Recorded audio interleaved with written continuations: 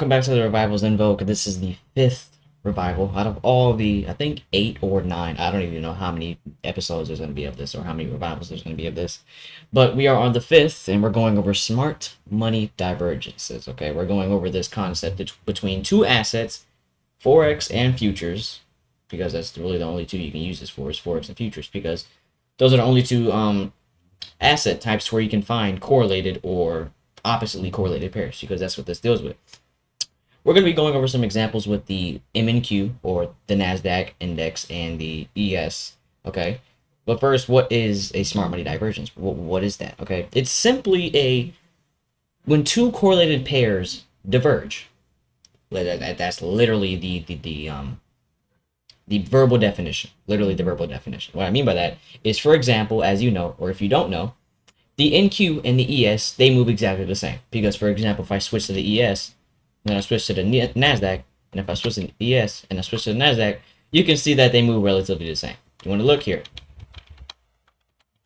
You can see they move pretty similar. Am I wrong? I mean, you can see it for yourself. They move pretty similar. Okay, you already understand that. Okay, so the NASDAQ and ES move similar. Now, we're going to, start going over some smart money divergences and really looking to see, oh, okay, this makes a lot of sense. So, for example, let's go ahead and pull out a line real quick. What is this? Some buy sell liquidity line that I marked earlier? But anyways, for example, let's just say right here is the ES, okay? And right here is the NQ, also known as the NASDAQ. Drag this right here, drag this right here. Let's say the ES is coming down, okay? Let's say it's coming down, coming down, right? Then it creates a low, okay? Then it comes back up, right? Then it comes back down, creates another higher low, and then proceeds to push higher. Now, let's go over here with the NQ. Let's say, for example, NQ, since they're moving the same exact thing, or doing the same exact thing, NQ is going to be going down also. It's going down, going down, going down. Then it reaches a bottom. For example, let's say it creates a low. Well, not even for example, it's going to do that, okay? It creates a low. Then, for example, it comes back up. And then NQ, instead of it creating a higher low, it comes down and creates a lower low. That right there is your SMT divergence right there.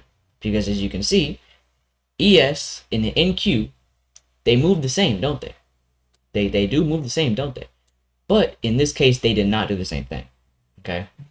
ES created a lower low, then a higher low, while the NQ created a low, and then ES created a even lower low by breaking that low. So you can clearly see that there is a divergence between these lows, or we can mark these two lows as a SMT down there, or a SMT down here, wherever my tool is. So you should now understand that this is a SMT between the two.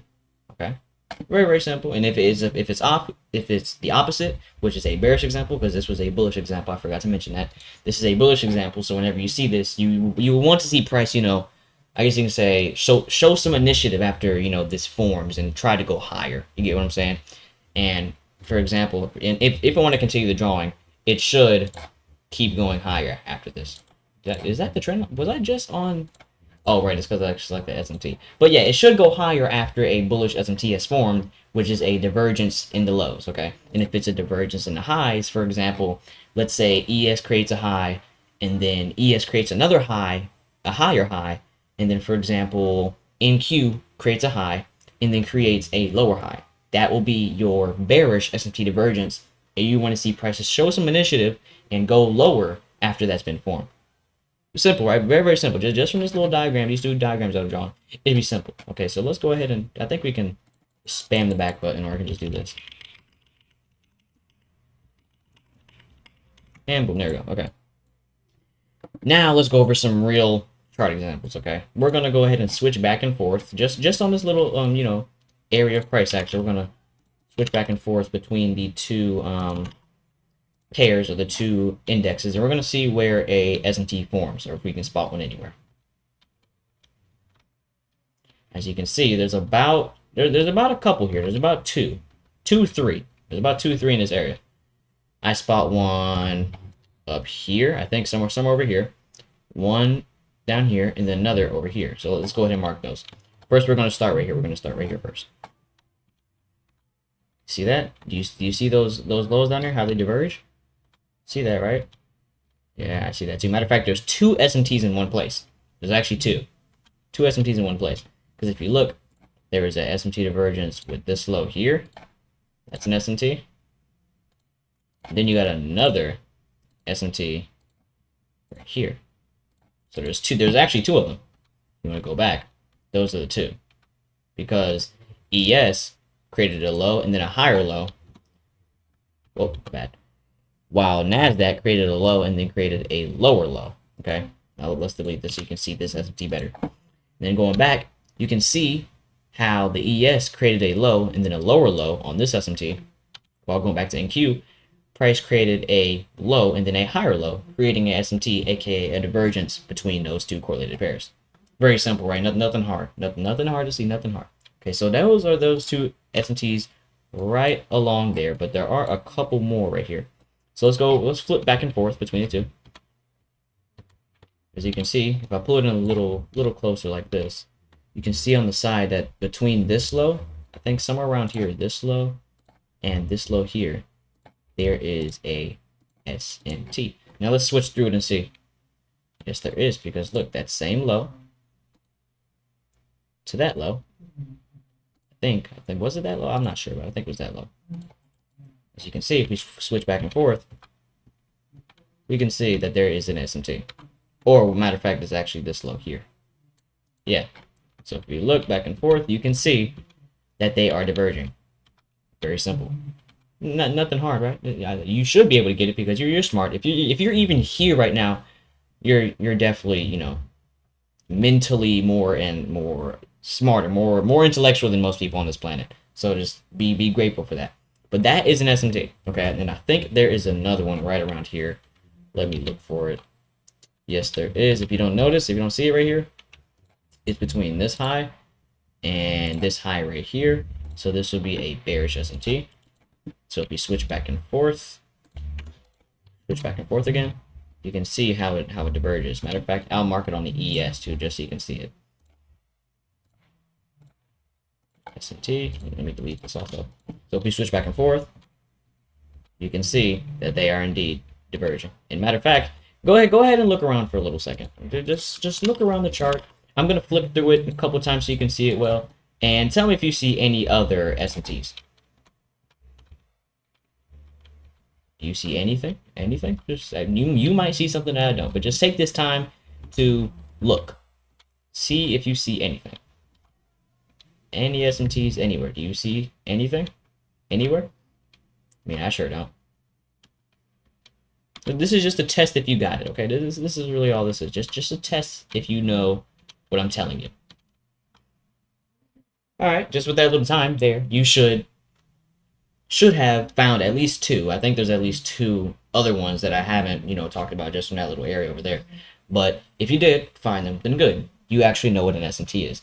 Now we're going to implement that into a trade. Okay, we're going to implement that into a trade. I don't know how I'm going to do it because this over here is definitely some wonky price action. But there might be one around this area if I can find one. If I can find an SMT anywhere. Let me just go back and forth real quick so I can find one for you. And I do not think I see one anywhere, actually. That's the crazy part. Yeah, I don't see a single SMT. Oh, nope. Do you see that down there? Nope, there is an SMT. Pay attention to this down here. Pay attention. Just pay attention. Give me a second. Pay attention. Get that low. Let me mark it as SMT. We zoom in on it. Now watch this. Yeah, you see that down there, right? I see it too. I see it too. So, an SMT normally makes a reversal. Or it can create a continuation. It can create a continuation too. Because, for example, I'm trying to see if I can find it while I'm speaking. But, for example, if price is already heading up, right, and it makes some sort of retracement, what price will sometimes do is when it's retracing, it'll create a SMT between those lows while it's retracing. You know what I'm saying? Because whenever price goes down, it's going to create a low. And whenever price goes up, it's going to create a high. So if it's retracing lower, it's guaranteed to create some sort of low, right? It just has to do it. It's inevitable. So sometimes you'll see that happen. It won't always be a reversal. You're not gonna always see that. But whenever you do see it, it'll be a good confluence and or factor to be like, okay, let's see if we can find anything else to see if it'll follow up with this SMT and show some initiative. Anyways, let's get into this setup down here that we see with this SMT. If you look down there, you can see that the lows, they are popping up with each other. We got a higher low and a lower low. So let's zoom in here. For example, let's say you saw this beautiful SMT down here. See those lows bouncing back and forth right there? Yep, I see it too. And we're going to stay on the NASDAQ here. We're going to stay on the NASDAQ. As you see, the micro E-mini NASDAQ 100 index futures. That's what we're on, okay? We're on the 3-minute too. So, looking at this, we can say on the NASDAQ, since we're trading the NASDAQ, we have a SMT between the ES. Okay, we got an SMT between the ES. It also known as a failure swing for the NASDAQ. This is a failure swing for the NASDAQ because they did not come down and break this low. Okay. Now we come back up and create a break in market structure. How is there a break in market structure? It didn't come and break this low. Do you not see that right there? That's a low. That's a low. That counts. So we have a failure swing and a low being broken. So we purge liquidity, failed to break the previous swing. That's already 2 confluences. Liquidity purge, failed to break the previous low. Matter of fact, 3 confluences because, the SMT right here, so that's 3. Then we come back up, create a break in market structure. That's how many? That's 4. Okay, so this is your break in market structure right here. Wherever I can find it, yep. Break in market structure. Then you have 5. Watch this, you have 5. Immediate rebalance. Do you see that? I've taught this before on my channel. It's not like you can't go watch it. Immediate rebalance right there as price. We're gonna possibly put this maybe right here. I can put it like right there. But immediate rebalance, this candle, you have 1, 2, 3. This third candle comes back down and immediately rebalances this once existing fair value gap, but it's not there anymore because this third candle immediately rebalanced it. That would have been your entry there, and then you also have a, I think, 6th confluence with this order block here. Or if you want, hold on, let's just put the quadrant lines on there so we won't have to make our chart too messy. Then as you see, it comes close to the mean threshold, but it does not, go past this. So that's another confluence. That's a 7th confluence, showing that it's, respecting this order block. So it's respecting this order block and this breaker right here too. There's a breaker right there also. So there's a clump of PD arrays right here that should support this immediate rebalance, which will be your entry. So let's remove that. And then, for example, let's say you got in right here as soon as you saw it respecting the immediate rebalance, and you set your your stop loss right at the first candle's low, just to keep it calm. And then we're going to remove this, and we're going to put the standard deviation. I'm going to use standard deviation a lot. So let's see where price targets us at. So first deviation, we have it right above this high. This deviation, it doesn't really count because it's not above that high. We got third above this high here. And you got 4.5 resting right at those highs here. So let's go ahead and mark each one of those levels that we got. We got here, buy side liquidity right here. And we also got buy side liquidity above the 3 level that we mentioned right here. So we have buy side liquidity here. And then we got more buy side liquidity or equal highs right here at the 4.5 standard deviation mark. Anything after 5 will probably be a little too much, especially in this scenario because the setups range is so small. So you get what I'm saying. Anything after 5, since this is such a small range, it'll be a little extravagant. So if you want to see where it was at this buy side liquidity here, or this point of buy side liquidity, that would have been negative risk reward. If you would have targeted this level here at the 3rd standard deviation. That would, oh wait, no wonder it's saying negative. Okay, hold on. I meant to put a long entry. There we go. Meant to put a long entry. There we go. Okay, now that's correct. I was like, what the world? Alright, so there's about 2 right there at that high. And then if you target up here, that's about 5.5. Then if you target all the way up here, which lasted all the way until like the last day macro, I mean not last day, but the last hour of the day macro from 3 to 4 p.m. That would have been about 8 risk to reward. You're probably like, oh, that's so unrealistic, JJ. That's not real. SMTs, come on. You're probably faking it. That's real. I've caught trades like this. Not saying caught as in like that they're rare, but they're not that hard. They're really not that hard to find. If you go on the 15-second and down there, I'll teach you guys about those time frames and how useful they are soon, later, since I just got back after, how long has it been? Over a month and a couple of days of not uploading. There's a lot coming, just mind you. I'm going to be doing a lot of mass recording, and I'm going to be providing a lot of content. But if you targeted all the way up there, at that 4.5 standard deviation, that would have been a 8 risk reward, which is, for example, if you did risked 5%, and 8 times 5 is, I think it's 40. Yeah, so you would have made 40% off of this, okay, if you risk 5%. But if you risk 10%, whatever you want to risk. But I use live accounts and not prop firms, so this might seem a little insane to you that I'm risking 5% per trade. But for example, sometimes I do 5 to 10. If I would have risked 10%, 8 times 10 is 80%, so I would have made 80% off of this trade if I would have risked 10%. But I did not. So that is just one example of how you can, put SMT with, use it as a confluence with other trades. So how many confluences did we use with this? We had liquidity purge, that's 1. SMT, that's 2. We had, I think there's another one. We had, okay, hold on, let me think here. So we had, so we had liquidity purge 1, SMT 2, failure swing 3, break of structure 4, immediate rebalance 5, breaker and order block tap, that's 7, and then I guess you can say the displacement, the actual respecting of it is 8. Well, really 7 and 8, but that's 7 confluences right here in that little area. You might think that's a little too much, but I'm telling you, if you didn't use at least 2 or 3, okay, basically what I'm trying to say here is you need those confluences, okay? You cannot, when I say cannot, you cannot trade if you do not have enough. All those ICT traders that you see on there using like 2, 3 confluences, that's not possible. That's literally not possible. That's literally not possible. And then, matter of fact, too, what they be doing is they'll do top-down analysis, and they'll see a single PD rate.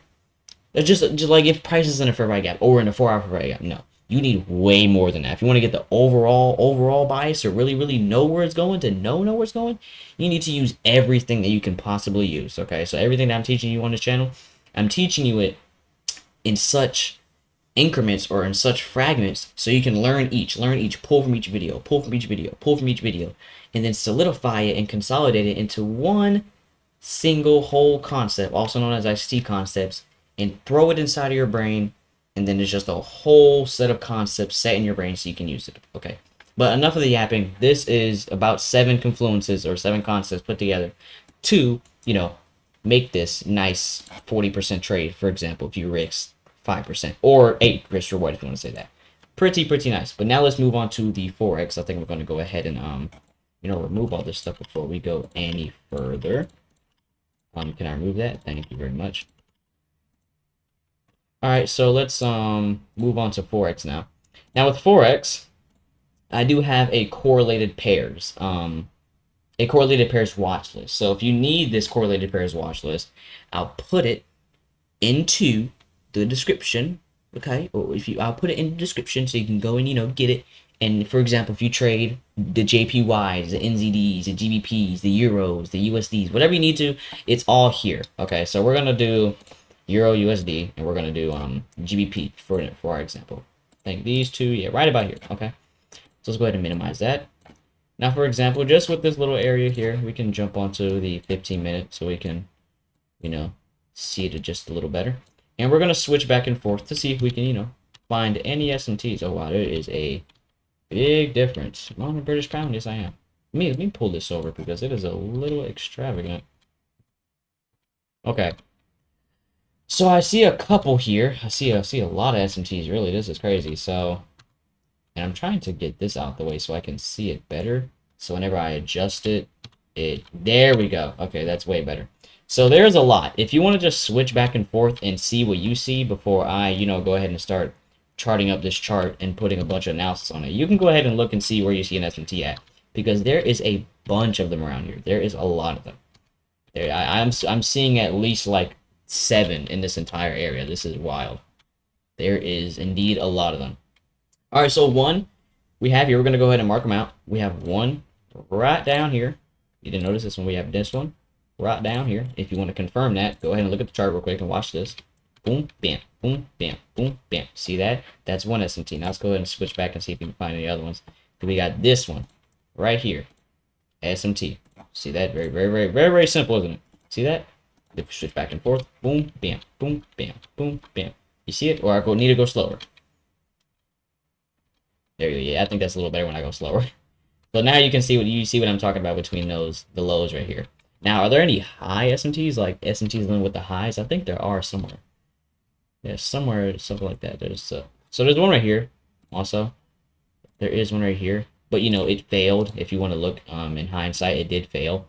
So let me go ahead and mark it as SMT, and I'm gonna show you how it failed. Because if we go back, forth, you can see that SMT up there did not hold whatsoever. So you know that's obviously a failed SMT. And then we also have another big bullish SMT. Oh, that's the wrong one. Wrong pair. We have another big bullish SMT right over here. Right over here. Bullish SMT right here.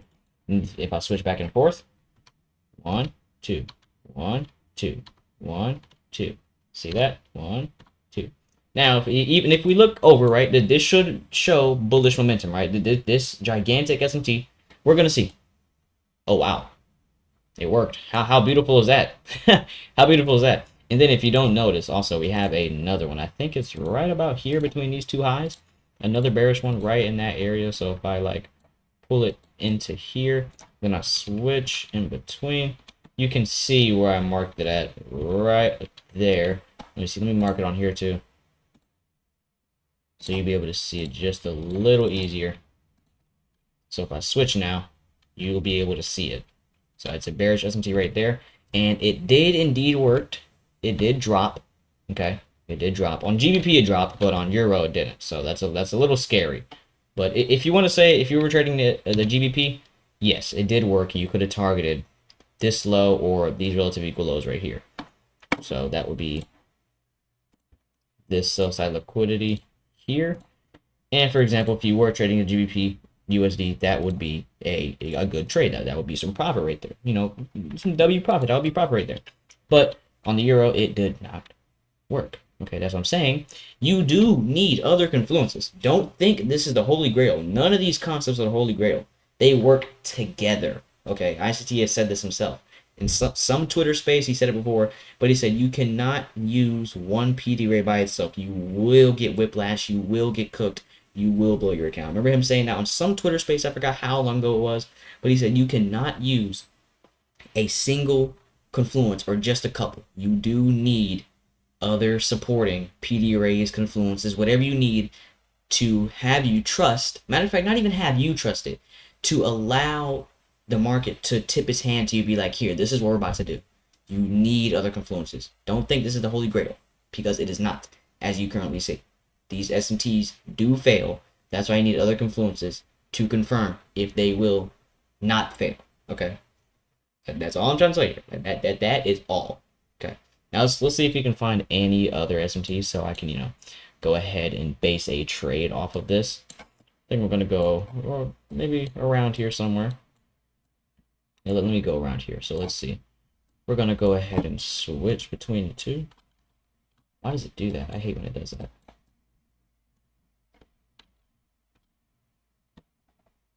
Let me set it in auto. I think that's probably why. If I set it in auto. Yeah, there we go. Okay, that's what I was looking for. Now I can, you know, find it.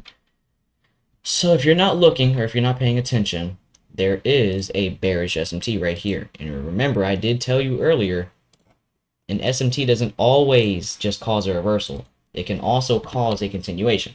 Pay attention to this SMT over here. Pay attention to that right over there. See those two highs? Let me mark this too so you can be able to see it better. SMT. And now just watch. Look over there real quick. Just look over there. Wait, wrong thing. See that? You do see that, right? I know I'm not tripping. You do see that, correct? Okay, you see it. That's good that you see it. I heard you say yes behind the screen. You saw it. But there is an SMT there. So now let's go ahead and zoom in on this and see how we could have, you know, based the trade off of this. So here's the SMT. That's already one confluence, all right? That's already one confluence right there. Then we have a failure swing on a euro dollar. That's two confluence, all right? Then we got a break of structure right along here. Break of market structure right here. And then we have, is that a tap of a order block? I am not sure. Let's really zoom in and see if it broke that low. I cannot tell. You really got to zoom in. Like for stuff like this, you really got to zoom in and see. Yeah, it did not break it. It literally just came right to it and, you know, came right back up. So it did not, and when I say did not, it did not hit this, you know, this order block here. Instead what it did is it hit this breaker. Okay, so we have a breaker right along here. We have a breaker block.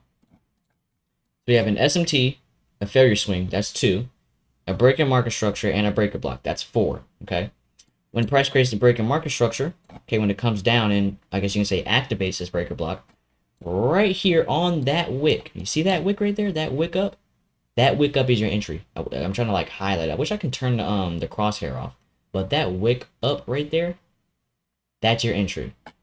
Let's go ahead and set a short position right at that wick right there, because that's where you would have got in at. And we're gonna set the stop at the top of the breaker because we're expecting, you know, price to bounce off of the breaker. Now let's see where we can target. Matter of fact, let me draw a standard deviation range so we can see where price is really going to go. Alrighty. There's our standard deviation. Now let's see where this thing lands. Okay, so 2.5 lands right below these two lows here with a fair value gap under it.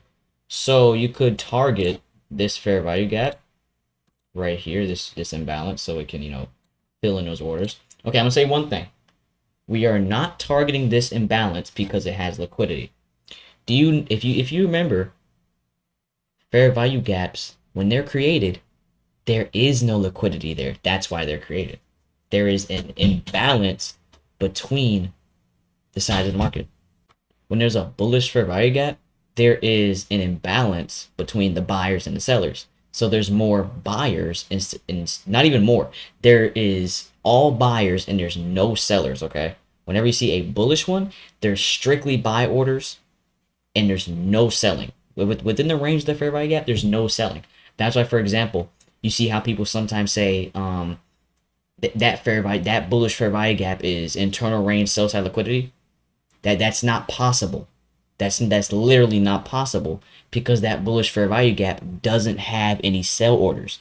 So internal range liquidity, such as a fair value gap, that is not a thing.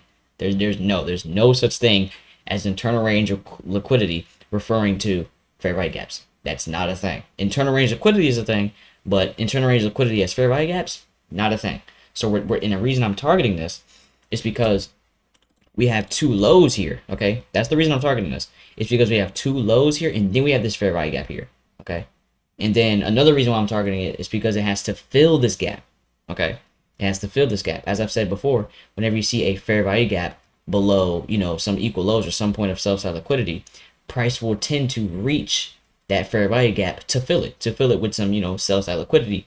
So it can, it can be liquidity. It has to fill the other side because there's still just strictly buy orders right here until it fills the other side with, you know, fill the other side of the liquidity, which is sell-side liquidity, because this is bullish. There's strictly buys right here. There's strictly buy orders going through. Strictly buys going through. No sales whatsoever. But as you see here, we can go ahead and drag this down to the fair value gap, or I guess you could say whenever it fills it right about there. And if we pull it all the way over, this will provide you with about a 5.5 or 5 3/4, if you want to refer to that, 5 3/4 risk to reward, or 5.75, whatever you want to say. But yeah, it's a 5.5 risk to reward from the breaker block entry, which is, you know, pretty good. And that's if you're trading the euro. If you're on the euro, then yeah, that would have been the trade you caught. And I do euro, so I'm just, you know, basing it off I do. But it, no matter what, if you would have used the GBP or the euro, you would have got at least a 6 risk to reward. And like I will say again, the way to read this watch list, because I'm about to end the video in just a second. It's probably like going to be a minute or 30 seconds left before, you know, I end this video. how you read this is, okay, so for example, I have the US30, NQ, and ES on here marked as correlated by themselves, right? So anything under a separate correlated section, those in that section are correlated, okay? But once I move down to something like this, and you see these little dots right here, or like this separation between the correlation, the other correlation, or correlated pairs, I'm tripping, the other correlated pairs that's up here, that means that these down here move similarly to this, to this correlated pair up here, but these two are the ones that are mainly correlated. So what I'm trying to say here in simple terms is a correlated pair can also correlate with another two. So for example, Euro USD and GBP USD can also be can also have similar price action than GBP USD and NZD USD. That's why I have these sections here, because for example, GBP USD and NZD USD, yes, they move the same, but we also have another three pairs that move just like these. So the GBP and the GBP USD and the NZD USD, they move the same, but we have three more that also move like it, which is NZD CAD, NZD Swiss franc, and odd Swiss franc right here, Aussie dollar Swiss franc.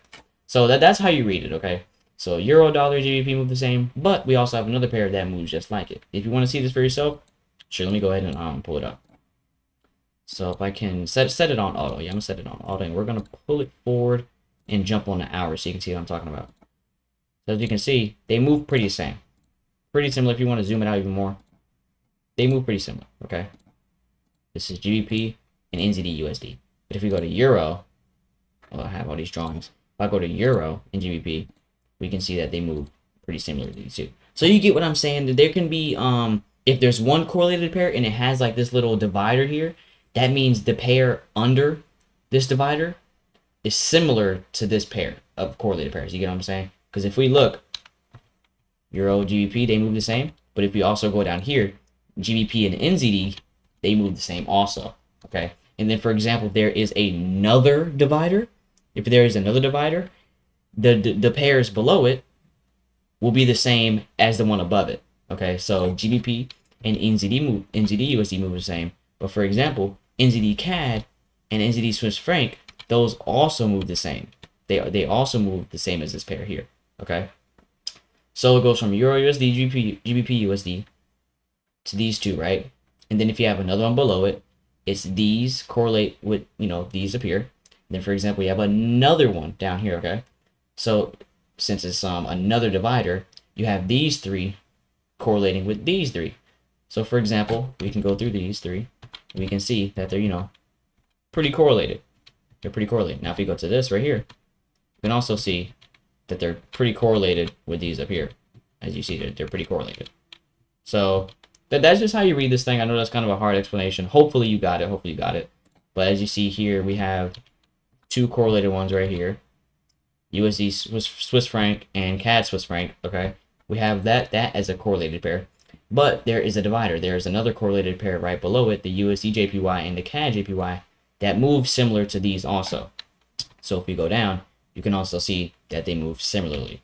So you should understand. I think you're smart enough to understand it, and I hope I'm not retarded enough to explain it in a dumb way to where you can't understand it. But you get what I'm saying. Hopefully you understand it, and yeah, this is the watch list here, and I will be putting that into the description. Okay, mind you, each thing that says correlated, they are completely separate. Okay, so once you see another correlated section, it doesn't correlate with the other ones that had the divider. Okay, so once you see another correlation like with the Roman numerals, it's a totally new pair. Okay, totally new dividers, totally everything. Okay, totally new everything. But I'll be in this video here. I hope you guys learned a lot, especially when it comes to learning how this watch list works, the correlated pairs between forex and futures. I don't think there's anything else. Probably stuff like commodities like gold, silver, soybeans, stuff like that. But I do have gold and silver right here. If you want to look, gold and silver do move fairly the same. Like if I go to the 4 hour, right? If I go to the daily, you can see, well, now it's diverging, but back then it used to move pretty similarly. But right now they are moving very differently. They're supposed to move the same, overall they're moving in the same direction, but as you can see right now, it is not. Yeah, it's pretty different. As you can see, pretty different. But I keep talking, but this is the actual end of the video. This is the fifth survival smart money technique, or smart money divergences. I hope you learned a lot, and I hope I taught it well so you can learn it easy. And I'll see you on the next survival or the next video. Peace.